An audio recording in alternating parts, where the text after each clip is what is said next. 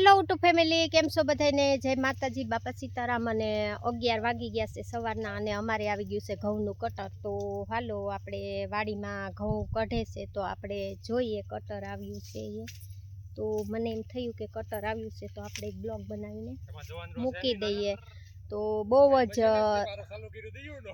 જ દૂર કટર છે તો હમણાં આ બાજુ આવે છે કટર, એટલે હું તમને બતાવું. તો ઘઉંનું કટર આવી ગયું છે અને અમારે આજે ઘઉં નીકળી જશે, એટલે અમે હવે નવરા થવા મળશું. નહીં, નવરા તો નહીં થાય, ક્યાંથી થાય? ઘઉં કાઢશે ત્યાં મશીન સાફ કરવાનું આવશે તો વળી પાછું મશીન 2 દિવસ હાલશે, કેમ કે ઝાઝા બધા ઘઉં છે તો વાર લાગશે.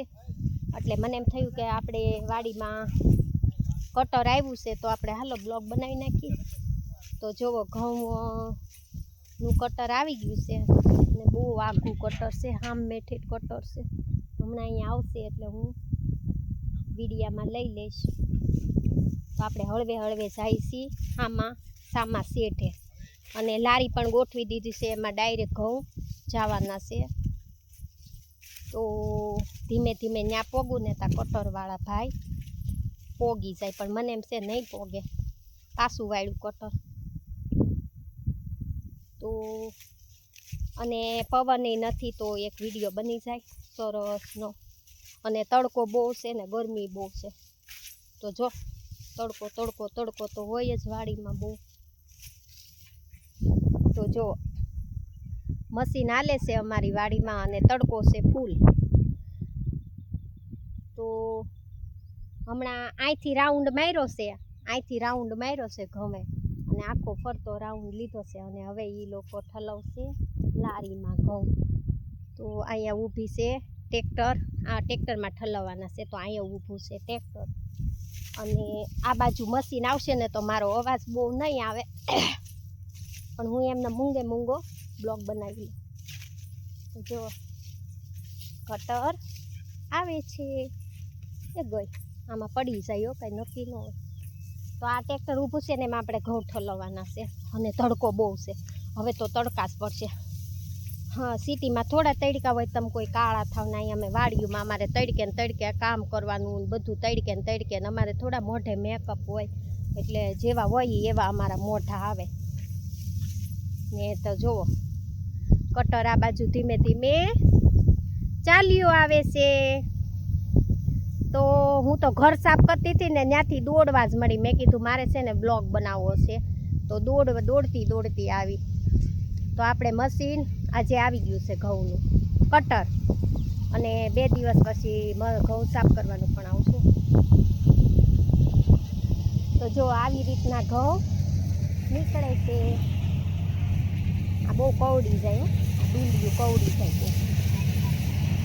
થોડીક નજીક જાવ અવાજ નહીં આવે, પણ આપણે બ્લોક તો બની જાય.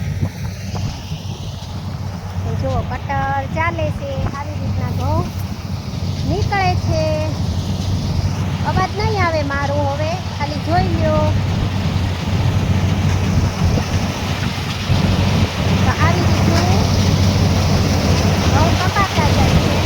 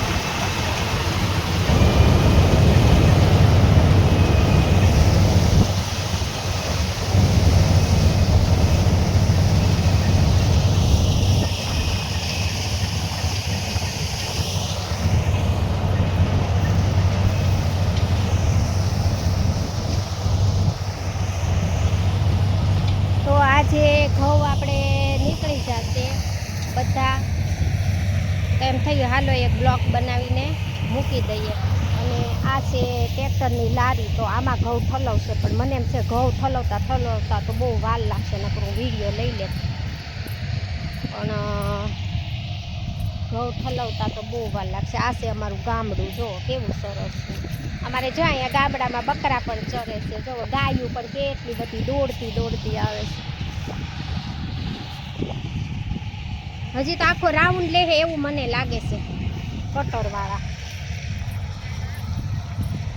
મારે છે ને ટ્રેક્ટરમાં ઘઉં ઠલવે ને એ મૂકો હશે વિડીયો, પણ મને એમ છે કલાક કરી નાખશે. તો જો પવન પણ બહુ બધો છે, ઉડે છે, અને કટર ચાલવા માંડ્યું છે. તો મારે ઘઉંનો તો ટ્રેક્ટરનો વિડીયો લેવો જ છે, હમણાં આવશે નહીં. તો જો આવી રીતના ઘઉં નીકળે છે.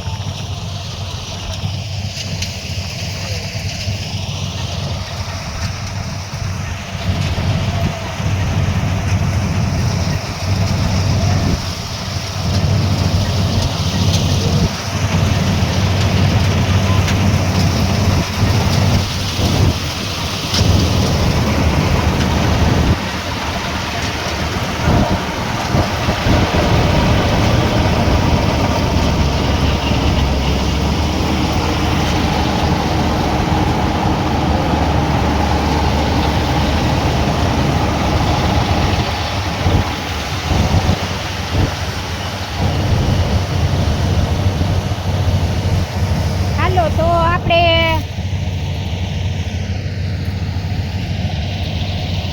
ઘઉંનો વિડીયો બનાવી નાખ્યો છે કટરનો. તો તમને બધાને ગમે તો લાઈક કોમેન્ટ કરજો અને આવજો બધા. તો બધાને જય માતાજી, બાપા સીતારામ, બાપા સીતારામ.